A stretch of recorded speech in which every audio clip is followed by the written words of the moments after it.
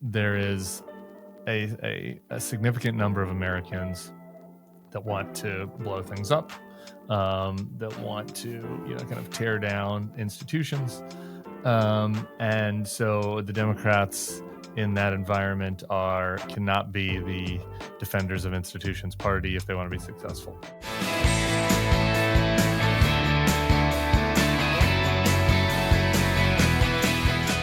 Hey everybody, I'm up off the mat after a Love It therapy session and the no choice but to laugh appointment of Pete Hegseth as the Secretary of Defense. I got a real good chuckle out of that. Seriousness to come, but chuckling first. So as a result, kind of some scheduling notes during this period. We're going to continue to do quick responses on YouTube when there's breaking news, things that need reacting to. It's going to be mostly me and Sam Stein, but we'll be bringing other people in as well. So we did a couple of those last night. Sam and I did. So go ahead and check out the Bulwark YouTube feed if you wanted to see my initial reaction to the Hegseth news. And on Wednesdays, remember, we've got the Next Level podcast with Sarah at JVL and me. And, we're going to kind of continue this process where we do more political, campaigny, sort of in the weeds stuff over there with the three of us. And then on Wednesdays over here, I want to have more bigger picture conversations. So for folks that are new, if you're looking for just straight into the veins, Hegseth, Musk, Tulsi Gabbard coverage, go check out the Next Level feed. Subscribe to that feed as well. That's up later in the day on Wednesdays.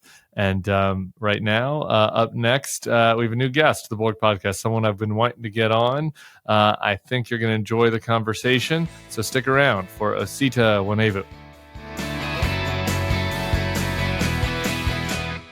Hello and welcome to the Bulwark Podcast. I'm your host, Tim Miller, here in the American Idiocracy. I'm delighted to have today as my guest, a new guest to the Bulwark Podcast, Osita Nwanevu, contributing editor at The New Republic. He's a columnist at The Guardian and also the author of the forthcoming book, The Right of the People, Democracy and the Case for a New American Founding, which will be published in February. What's up, man? Hey, thanks for having me. Thank you for doing this. We don't know each other, but I've been monitoring your takes, and my sense is if we designed the government from scratch, we'd have very different visions.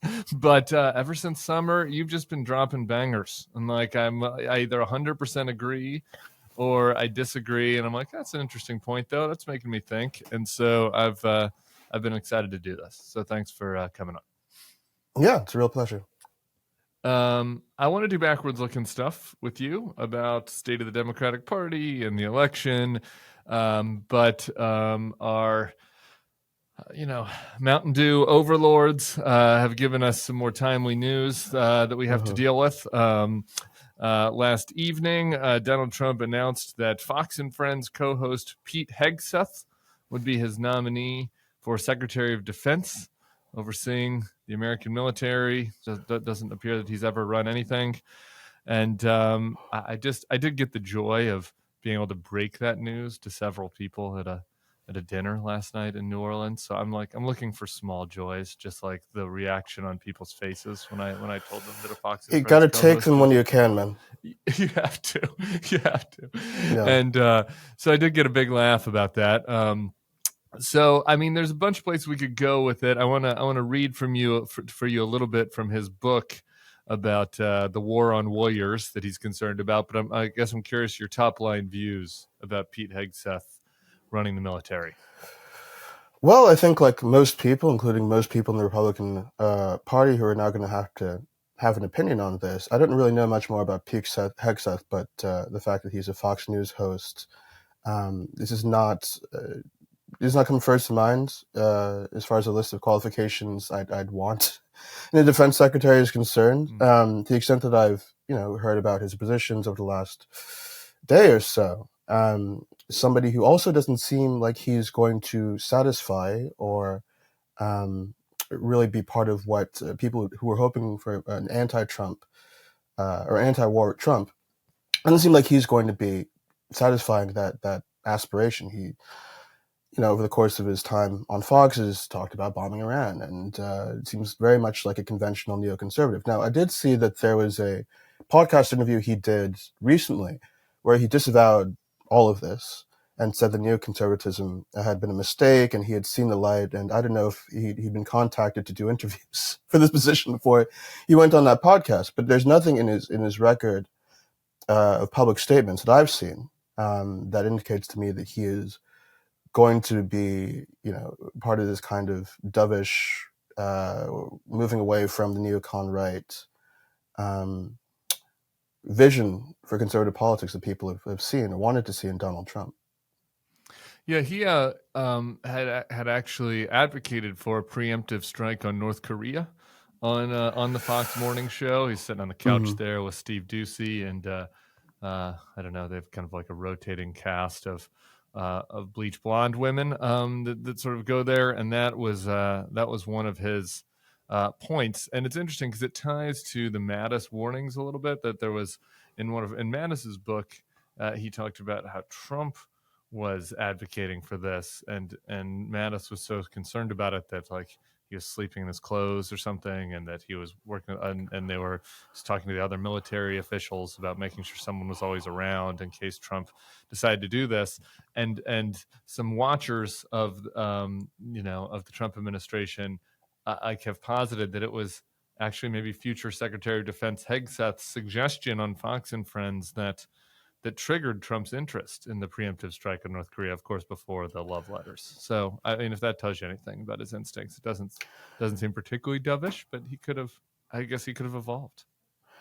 Oh, it tells us that Donald Trump likes watching television, which is something we already knew. But I think the Hegseth idea, combined with some of the other appointments we're seeing, again, doesn't really suggest to me that any of the hope that Donald Trump would be a fundamentally different kind of foreign policy president from conventional Republican, in the sense that he's less willing to pursue intervention. I don't see any real evidence of that. And I didn't see any evidence of that during the campaign. I mean, one of the most underrated proposals that I think that he put forward was this idea of sending the special forces into Mexico. Actually, very little public attention for something that I think would be actually a huge, huge deal for Americans and for this country's foreign policy. So I don't know. I don't really see any. That. Yeah, but he wasn't alone, by the way. He was able to kind of get the best of both. This is where one of the reasons why I wanted to have you is sometimes I don't trust my own visibility into very progressive spaces, right? And that like is what I'm seeing distorted through the internet, since it's not exactly my background. And so, but it did seem, at least through the lens of Twitter, that like he got some purchase with that notion, maybe not as much as in 2016, with some progressives, and potentially helped him at least maybe to tamp down support for Harris in certain demos. I don't know. What do you think about that? Does that which notion? The Mexico notion? Yeah, no, the notion that Trump would be dovish. Yes, that's right. That he was less war hungry than Harris. I mean, I think that there are some people, I don't think this is like a large constituency of people, but there are certainly some people who convince themselves that there'd be no fundamental difference between Biden and Trump, certainly on the Gaza issue. That was a big topic of conversation on the left. I think that was not correct. I think that we're seeing already that was not correct. But there was a constituency of people who have been really cynical about American foreign policy in general, who heard the kinds of things that Trump said. And I don't even think he said them that often this time around. There was a bigger part, at least my reading is, it was a bigger part of his first campaign. Right. But things that Trump has said about wars and the Iraq War and how it was a mistake and how we should be America first and so on. There are people who really, really bought into that, more so than they should have, on the kind of anti-establishment left. It's one of the reasons why people were interested in Tulsi Gabbard being part of his circle now. None of that has been substantiated, I think, by not only these appointments, but the actual course of the first Trump administration.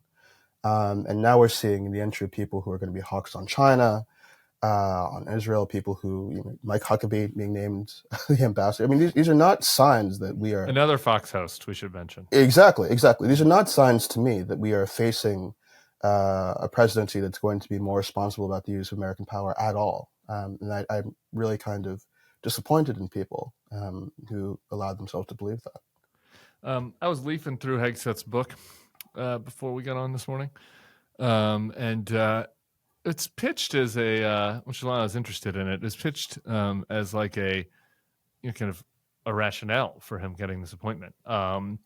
That he wrote a book about the ways that the Department of Defense needs to be restructured, et cetera. In candor, I'm only on like chapter 4. But I did do some control. I guess I wasn't really leafing through it because it's on the internet these days. But I was I was searching for some keywords as well, and bouncing around the book. And a couple of things stand out. One, Dylan Mulvaney, here I remember for being on the Bud Light can. That's right. She Yes. gets mentioned more times than Donald Rumsfeld. Which, if you're really going to reassess kind of what is happening at the Department of Defense, you think you might want to look at what Bush had done and Obama. It doesn't seem like that. He seems more focused on woke. And here are a couple passages I want to read you. At a basic level, do we really want only the woke, diverse recruits that the Biden administration is curating to be the ones with guns? We want those diverse recruits pumped full of vaccines and even more poisonous ideologies to be sharing a basic training bunk with the sane Americans. We want the military to be a place where potential Antifa members learn what it really means to use force for just and honorable reasons. We can de-radicalize, I guess, the Antifa left and the people that got vaccinated. He goes on later. Affirmative action promotions have skyrocketed, with firsts being the most important factor in filling new commanders. We will not stop until trans, lesbian, black females run everything! Exclamation point. The dumbest phrase on planet Earth in the military is our diversity is our strength. So, I mean, there's much more where that comes from. The word transgender is in the book like 30 times. And so clearly, like, that is his view of what needs to be reoriented in the military is a de-wokeification, a de-bathification for the woke would be his top priority.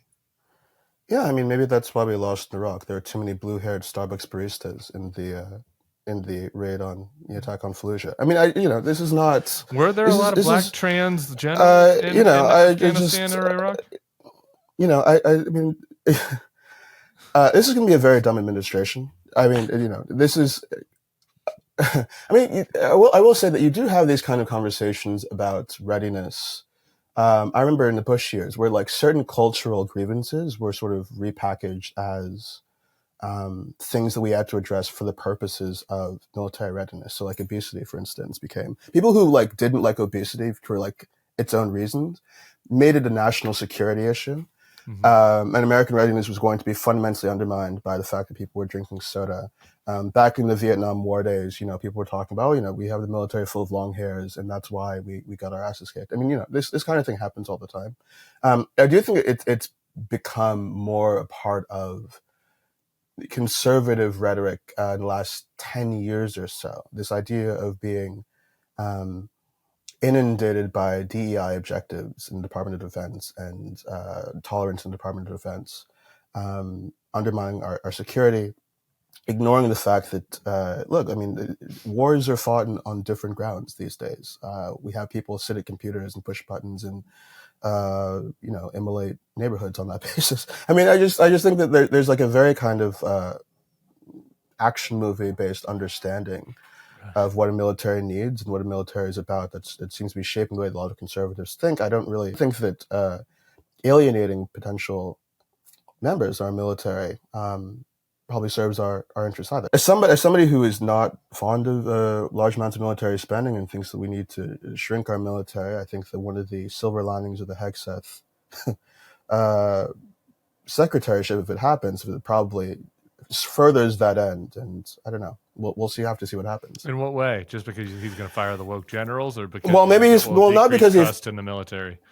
I think it's going to decrease trust and sort of confidence in the military. I mean, look, I think, my understanding is that you need to have a steady stream of people who are interested in participating in the American military in order for it to function as a volunteer army.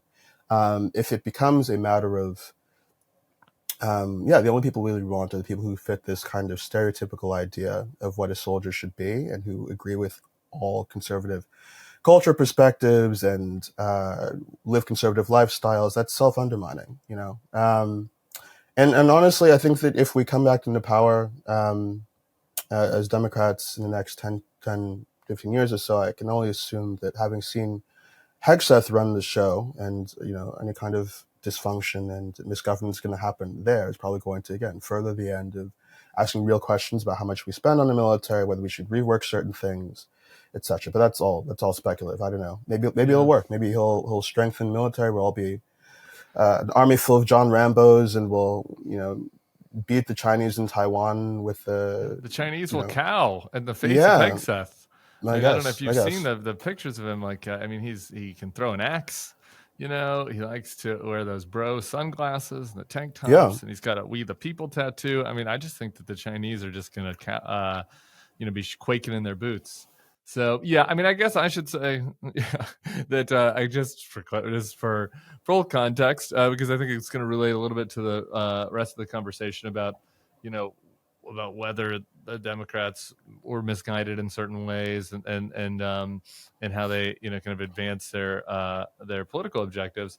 I'm sure that there's some really annoying like DEI pamphlets that some people have to read in the military. Sure. And so like I'm happy to think that, you know, like if Jim Mattis, you know, had gone into an administration and was like, you know, we should dial back a little bit here and focus a little bit more on that. I'm not in the military. I'm open to this.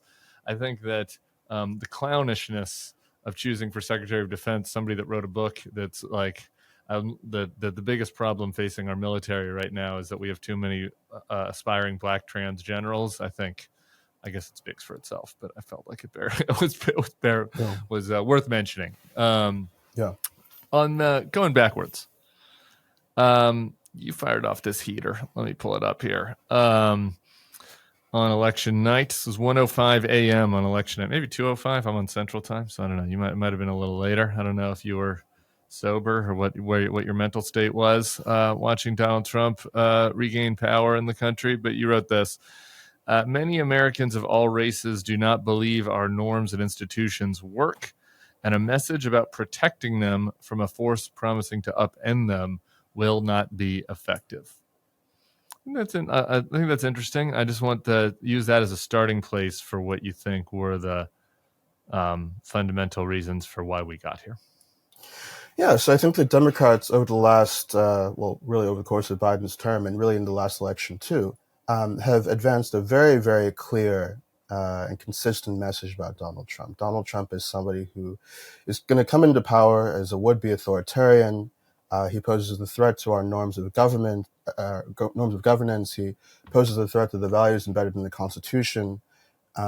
He's going to purge his political opponents from government. He's going to persecute his political enemies. All of these Republicans who worked for him either don't work for him anymore, or you know they've said publicly that they think he's a fascist, and so on and so on and so on. So Donald Trump is going to come in. He's going to be a dictator.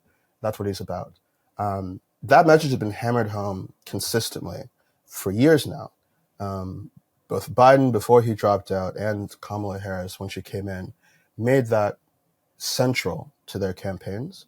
And I think that substantively, I mean, Americans were watching the last Trump administration. They saw the effort to try to overturn the 2020 election. They saw January 6th. So every American who voted, I think, is going into the voting booth this year with that image of Donald Trump at the front of their mind. Mission accomplished and getting that into everyone's heads. And he won. So I think to sort of be realistic and think critically about why he won, I think that we have to sort of think critically about why that message didn't succeed. Why, even if many Americans may even have believed it, they went ahead and decided to choose Donald Trump anyway. I think that there is an economic story you can tell here. That's one thing that people have been focused on. Inflation, other economic concerns ended up being the priorities for most Americans who went to the polls. I think that polls bear that out.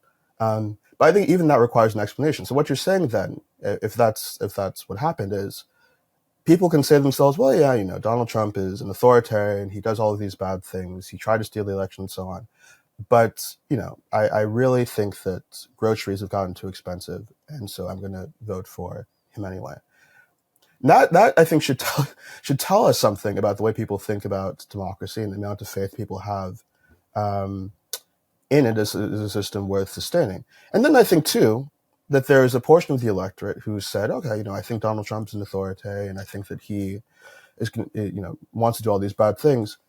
But, I think that he could do those things for me. I think that we need somebody who's going to go in there, bust it up in Washington, all these kinds of rich, corrupt people who've dominated the show for years and years and years.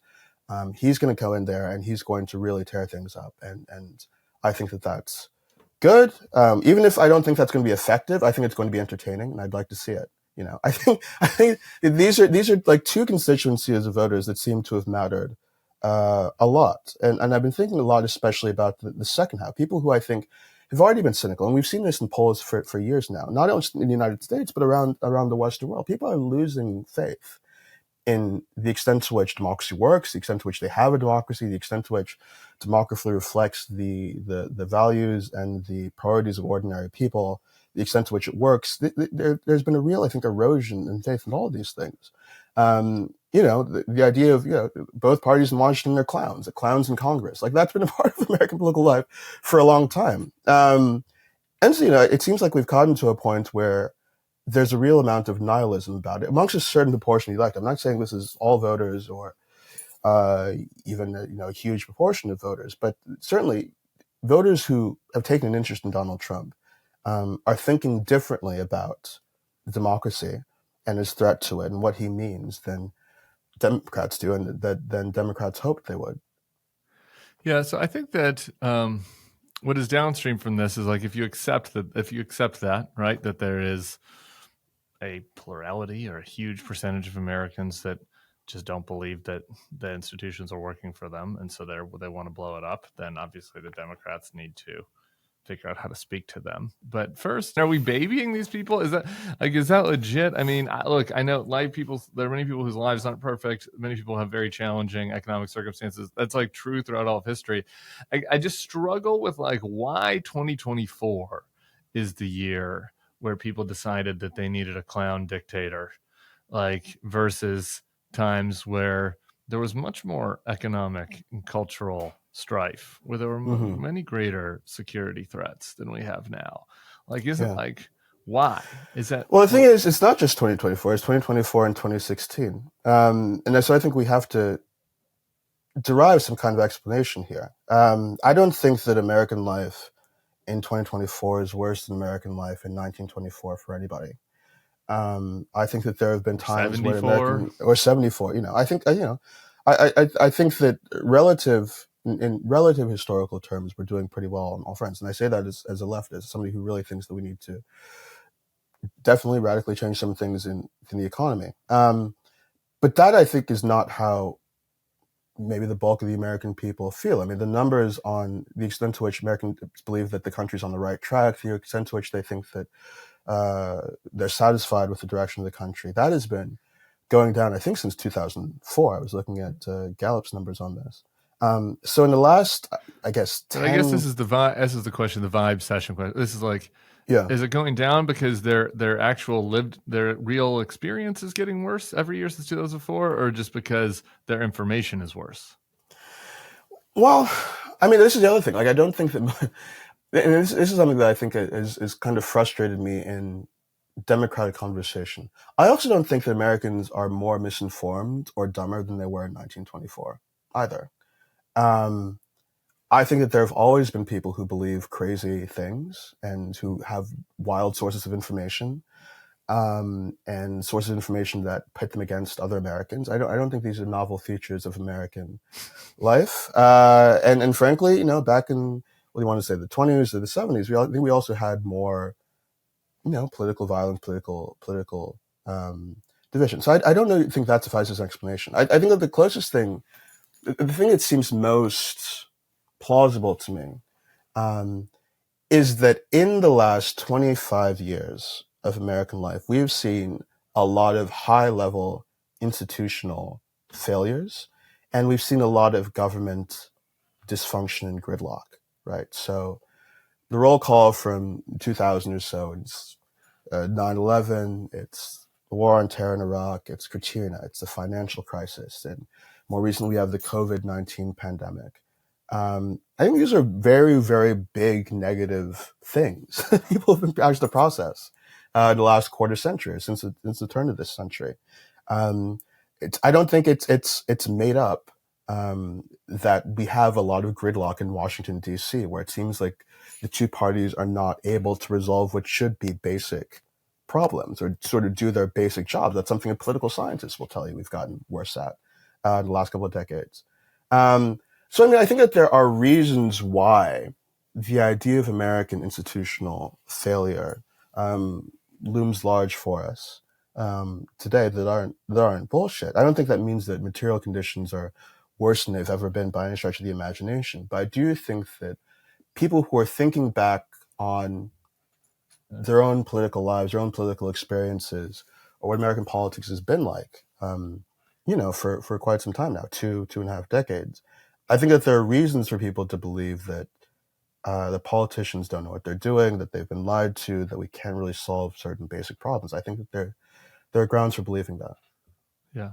Okay, so this is where my small c conservatism comes in, because I'm like, okay, yeah. I mean, even if there's some legit complaints about the system, I feel like there's not a lot of focus on what the like the downside risks of alternate systems are.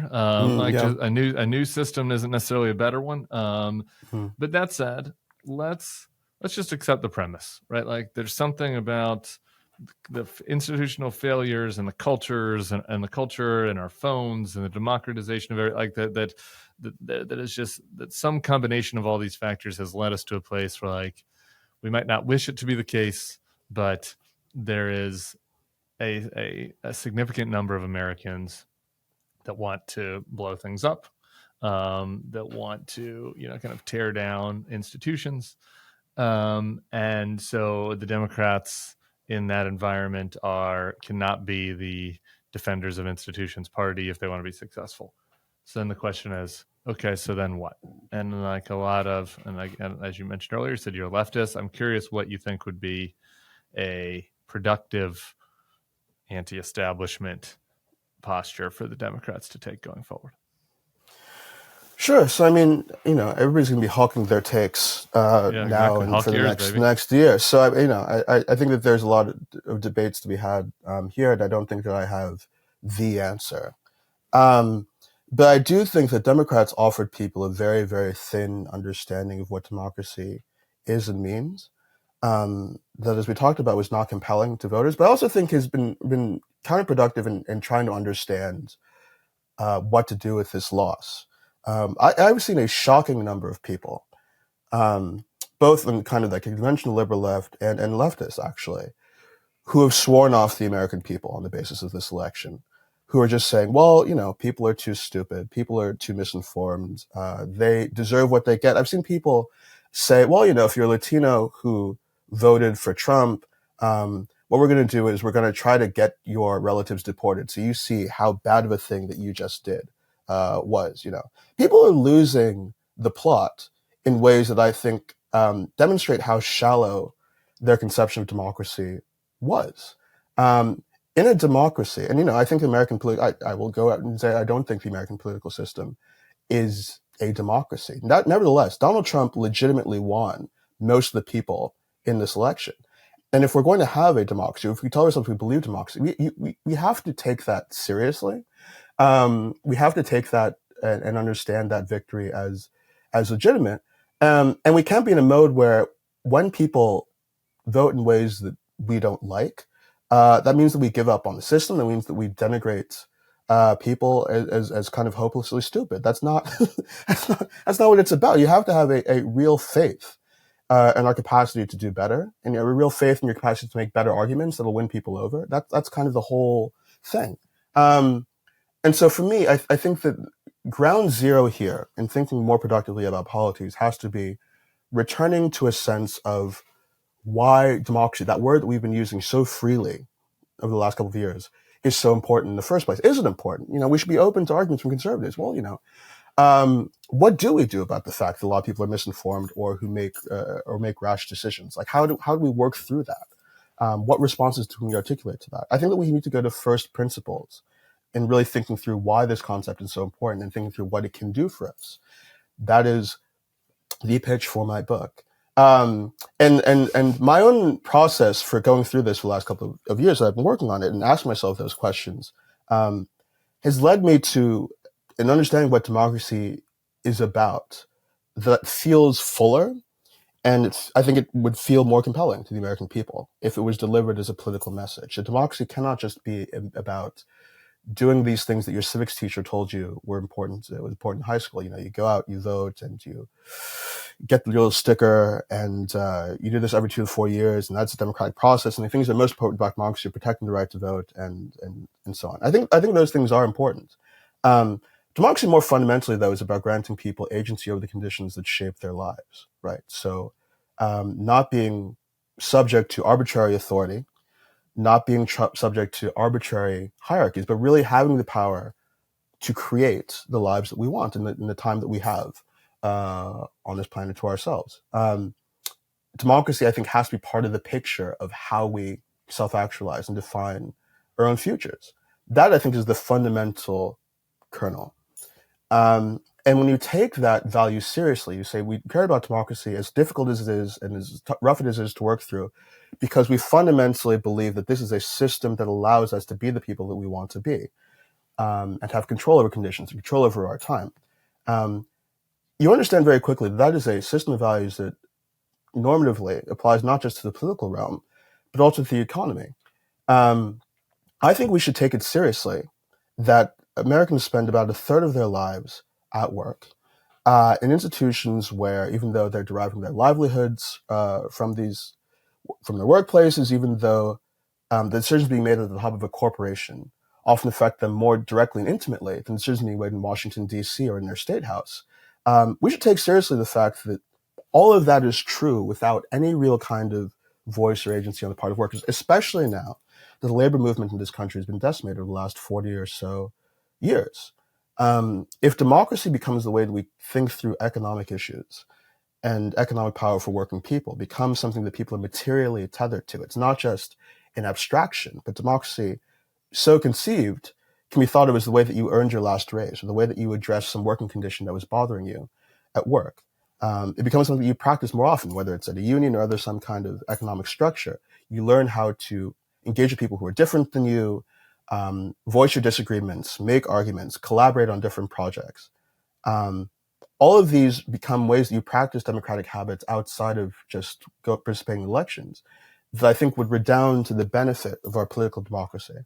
And if democracy, so conceived, is also a vehicle for addressing income inequality, to the extent to which our political system is dysfunctional because of the role of money in politics, that also becomes a way of addressing that problem. So I think that there's a lot of potential in thinking through democracy, not just as a set of political values, as a set of values that should govern our political institutions, but as a way we should think about a lot of the economic problems that we do face. Again, I don't think that, the American American economy is in a worse place than it was 100 years ago or 50 years ago. I think that Americans' standards of living have improved, and there are great things we can talk about there. But I think that the absence of labor power is something that's contributed to income inequality, and I think it's something that makes Americans' working lives a little worse than they could be. And so, in the spirit of wanting to improve things, I think that we should try in this way.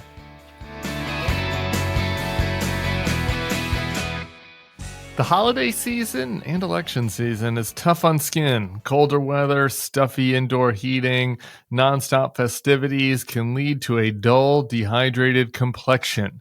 That's where today's sponsor, OneSkin, comes in. Their scientifically proven products are designed to support your skin at the cellular level so it looks and feels healthier and holiday ready. Founded by an all-woman team of scientists, OneSkin focuses on skin longevity, not just surface-level improvements. It's all thanks to their proprietary OS1 peptide, the first of its kind to switch off the cells that cause skin to become more vulnerable. For a limited time, try OneSkin for 15% off using code BULWARK when you check out at oneskin.co. This holiday season, invest in your skin's long-term health because healthy skin is a gift. And I got to tell you, man, when you're on TV from 2 till 6 in the morning with that fake garish lighting and Donald Trump celebrating, all you want to do when you get home is just moisturize a little bit. Just wanted to wash that face and then moisturize and feel fresh and do my best to take my mother's advice, which is when there's bad stuff happening around you, to look your best, right? Go out and you present your best you, and maybe by that force of will, by the force of fresh skin and a cute outfit, you can turn the vibes around. If you're interested in that, go to OneSkin. OneSkin is the world's first skin longevity company. OneSkin addresses skin health at the molecular level, targeting the root causes of aging so skin behaves, feels, and appears younger. It's time to get started with your new face, eye, and body routine at a discounted rate today.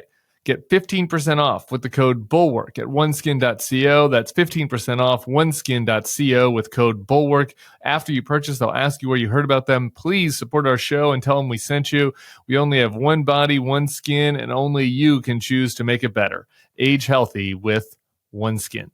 Hey, y'all, if you love this podcast and want to listen to all Bulwark podcasts ad-free, join Bulwark Plus today. You can click the link in this description. You'll get the best politics newsletters in the business, and you can become a Bulwark Plus member right now. We'd appreciate it. Here's my problem with that. I mean, that all seems fine. I'm neutral on this. I'm really...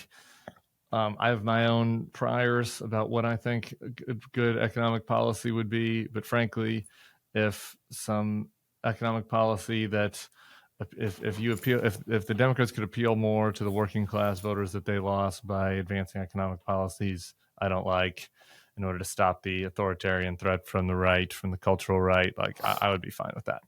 I just am not sure that we have evidence that is the problem. Actually, and that the gap for Democrats in reaching working people is economic and not cultural. Mm-hmm. And so I guess that's really where this stuff falls down for me sometimes with the left, because I mean, Biden ran a pretty populist economic, a pretty left populist economic administration. Income inequality is down. There was big investments in red states, in plants. There's we don't have all the data yet, but there's no real evidence that in communities where there's new investment coming in, people were happier with the Democratic administration. Frankly, if you just use Springfield as an example, the opposite happened. There was a backlash against new investment because that meant black people are coming into town. You know, so I don't know. Maybe there's just a way that it was the Democrats didn't message it right, or maybe they weren't radical enough. I don't know. So anyway, how do you respond to that? Well, first of all, I don't think that there is any the problem. I think that there are many different problems facing Democrats right now. I do think that some of this stuff is cultural, that there are people who are not going to be in the Democratic fold because the Democratic Party now adopts positions on whether it's LGBT issues or immigration that they culturally are not going to cotton with. I think that's a real portion of the electorate. I also think that there are people who are not Democrats or moving away from the Democratic Party because they don't see what the Democratic Party has done to improve their lives in the last 20 to 30 years. And they're on a better baseline than workers would have been on 30, 40, 50 years ago, but people expect to see improvements from engagement in politics. And I think there are some people who don't necessarily see them. I think that there are a lot of different competing impulses and ideas that are shaping what's going on now. I just think that this is a thing to try. And I don't think that the idea that selling people on an economic vision might solve some of the cultural problem. I think that there might be something to that. I don't think you win back everybody on those grounds. But it's a field of play, As far as how to characterize and think about the Biden administration is concerned, I have been very positive about the domestic record of this administration for, I think, the reasons that you you describe, even on things like labor unions. I think that this has been a very pro-labor NLRB that Biden says is presided over. There's a very important decision, the CEMEX decision, that could have really dramatically impacted labor organizing in this country. I think one of the challenges, though, in making that economic vision stick beyond just inflation was that these were things that were done very technocratically. Nobody was taking to the streets in this election to make sure that Lena Khan would return to the FTC, right? These are conversations that people in Washington, D.C. had about how great the FTC's new posture was, or how great this turn away from neoliberalism was. It was this like intellectual conversation. You could make arguments about how great things are going to be, but like all of the changes also are kind of long-tailed. I mean, Trump seems like he's going to preside over some of these ribbon cuttings for these plans that Biden kind of greenlit or sort of made happen. You know, so it was a kind of like an economic progressivism, right? That happened, I think, behind the scenes, and that was not really paired, I think, in the mind of the American voter with a kind of new normative way of thinking about the economy, or a sort of sense that Biden was going to take on the people that they wanted to blame for their economic misfortunes. Or Biden was presenting a picture of people that should blame for economic misfortunes. It was a vision without a story, and I think the Democrats have needed a story for a long time. And there's a reason why, beyond Donald Trump, voters trust Republicans more on the economy, just in general. If you believe in opportunity and competition and going out there and on the basis of your own work and merit, making it for yourself, and maybe even becoming rich someday. Like these are not 8 economic years on the couch at Fox and Friends weekend. Your merit, you can be put in charge of the biggest that's organization the American in the dream. world. Yeah, exactly. But no, more seriously, like on a level beyond like economic policy, I think the Republican Party and conservative movement have been very good at giving people or telling people a story about how they should feel about the economy and how the economy should work, that Democrats, I don't think, have ever really responded to in a sufficiently compelling way. There's a stuff about like the equality of opportunity and, we feel sorry for these people who aren't doing so well. And so we're going to take money from here and give it there. And it's not, I feel like there's something, I don't want to get, I'm supposed to be a leftist, I'm supposed to be materialist, I'm supposed to be like about like the hard, whatever. But I do think that there's something elemental about the American experience and the American spirit that the Democratic economic message is never really tapped into, and Republicans have kind of won on the basis of. You can't build a politics in America exclusively around feeling sorry for people who haven't made it. You need to tell people, my economic policies are going to help you live the life that you want to live. They're going to give you power, you agency, you the ability to construct your own reality and construct your own vision of what you want to achieve, And it's not just about opportunity in this way. Like, I think we should be talking about direct empowerment and giving people more agency than they are used to having, in ways that are not just about creating a kind of social welfare policy that's going to redistribute wealth. The word predistribution has taken has gained a lot of attention and is sort of increasing in use, I think, in progressive circles. So this idea that beyond just rejiggering the economy so that we're taking money from here and the billionaires and putting it here, like there has to be a sense that we, at the outset, are giving people what they deserve from work. That I think may be a more fruitful thing to try. But anyway, I'm talking more loosely. The general idea is does that well. It gives that message well. Yeah, I think we're starting from scratch. I think that the left has not figured out how to talk about this in ways they're sufficiently compelling. I'm not one of the people who says, well, if it wasn't for the dastardly Democratic National Committee, Bernie Sanders would be president of the United States right now. I think that there are people that message resonated with, and his way of talking about the economy resonated with. But if it were enough, that you would have succeeded. I think we need to go back to the drawing board as leftist, progressive, whatever you want to call us, in thinking through how we talk about the economy, because I think the Republicans have a story. They have a compelling story. They have a story that resonates with a lot of Americans, and we haven't developed an alternative one. And I think that's part of the issue. That's not just the Biden administration failed over the course of this term to tell that story. Democratic Party, I think, has failed to tell a good story for many years now. And we've seen an erosion in support for them amongst working class people who used to be dyed-in-the-wool Democrats. And I think that's something that deserves addressing economically.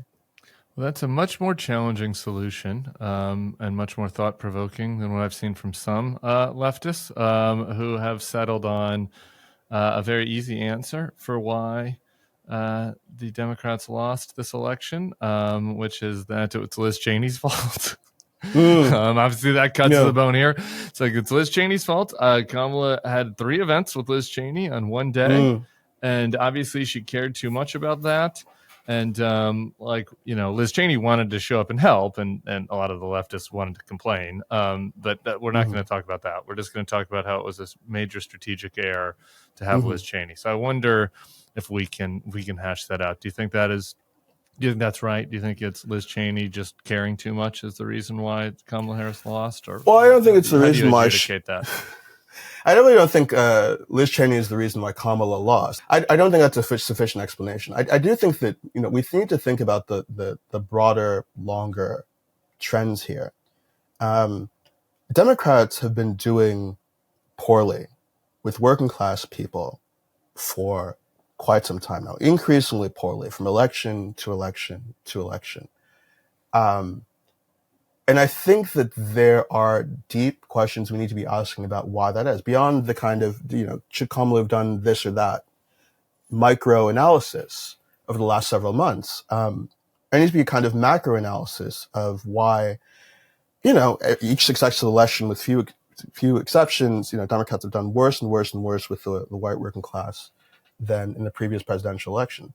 I don't think that that's because, people were talking about defund the police in 2004, 2008, 2012, right? That decline precedes the cultural conversations of the last couple of years and has to be explained in terms beyond that, even if you believe. And I can see it doesn't. There are certain things that are happening. Changes, though. It doesn't precede gay rights, and it doesn't precede, increased visibility of people of color in cultural spaces and leadership, right?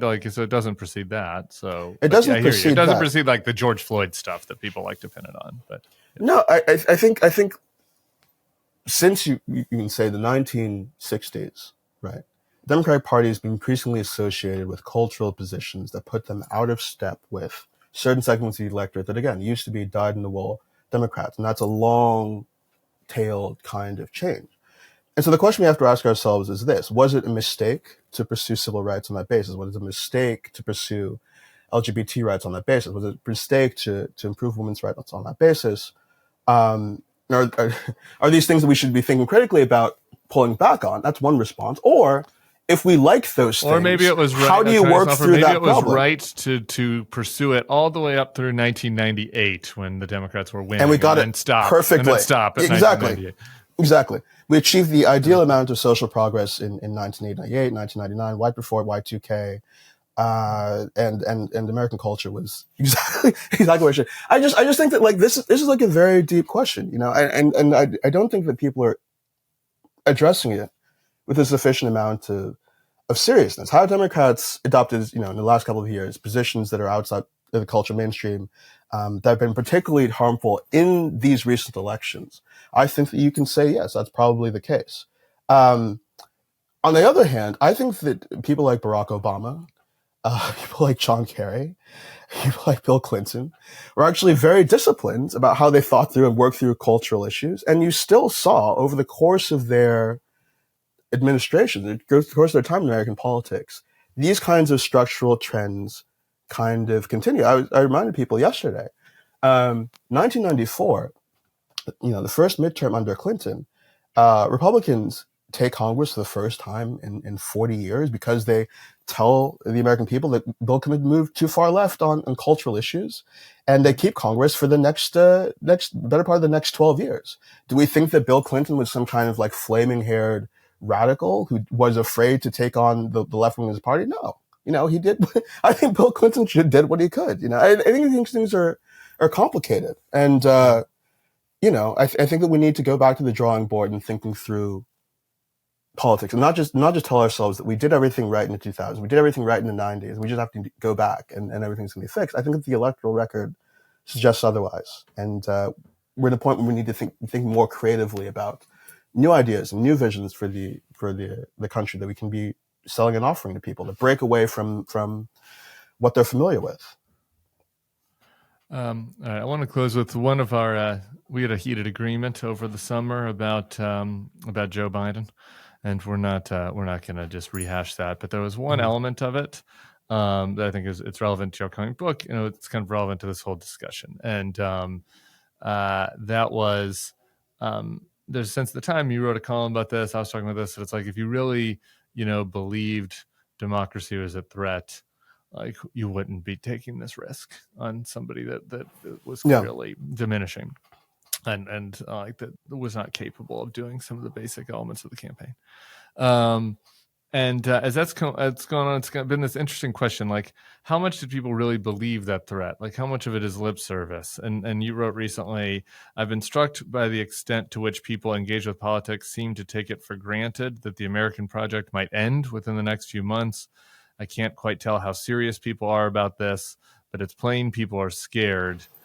On the other hand, why would you expect America to buy that Trump is a dictator in the making when you don't act like you believe that's the case? So it's this tension that you're talking about how people seem to say that they are very concerned about the imminent end of the American project, like their actions don't match it.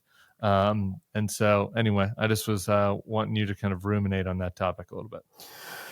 Yeah, I mean, this is something I've wrestled with, frankly, since Trump's first term. I mean, in 2016, again, like you had similar kind of messaging. Well, this is somebody who demonstrates authoritarian impulses. This is somebody who said terrible things about Latinos, terrible things about Muslims, who in fact is promising to do a Muslim ban and kick them out of the country, and so on and so on and so on. Democrats said this all the time.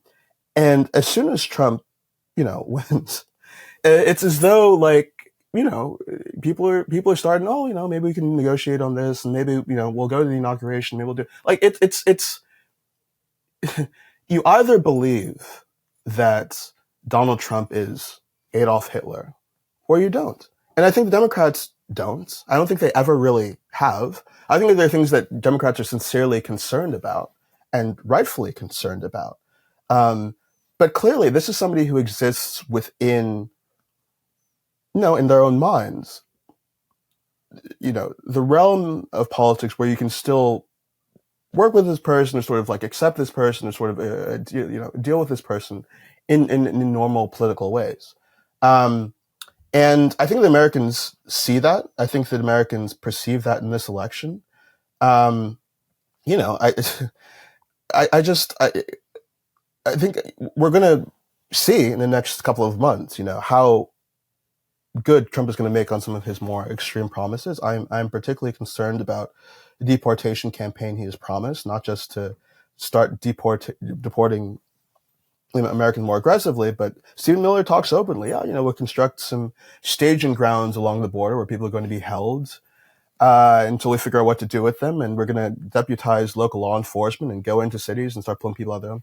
We're going to see if that happens, and if that happens, I think that what we've done in these months immediately after the election is going to be a lot of interest to historians. What were you doing before all this happened? But anyway, I just and what were you suggesting we should be doing, actually, and then you can conclude. But yeah. People should be doing? I don't know. I mean, I do remember in 2016, basically as soon as the result came in, I started getting invitations to protests and marches and teach-ins and all of this kind of stuff. There was a lot of energy in the early administration, the hashtag resistance, this whole kind of burgeoning, we've got to do something about this guy. Things are very, very different now. I think we can have like a critical conversation about how much of the stuff that we saw early in the Trump administration ended up being productive and helpful. But there was a kind of response that seemed, at least amongst the American public and Democrats and liberals, commensurate with the things that they had been saying about Donald Trump in the election. Now, I don't think we have that, even though I think substantively what Donald Trump is promising in his term this time is actually worse than what he promised in 2016 in many respects. And I think that's something we have to think critically about. So apart from this electoral question, how do we talk about transgender issues? How do we talk about immigration? How do we talk about this culture? I think there's also like a very immediate conversation we had about, given what Donald Trump has promised to do as a matter of policy, what are our obligations to these populations, to these constituencies, in the near term? How do we address the things that he's saying he's going to do? That's what I'd like to see more. The electoral question is the electoral question, but if we, and I think we did have reason to be concerned about Trump coming in again, if we believe that, we should be not just trying to rehash the election, but sort of thinking actively about what we can look forward to in this next term on all fronts, whether it's the social and cultural front, whether it's the military front with Pete Hegseth. I'm very concerned about the hawkishness of this new administration. I will say, like jokes aside, yeah, I don't know. I think that there's a lot of defeatism and nihilism in liberal politics, democratic politics, and even on the left right now that I don't know. I don't think that's the right response towards that. I understand the temptation towards that, but the reason to guard against it. Okay, I was about to close, but it seemed like you had one more thought when I cut you off. Was there something else you were trying to say?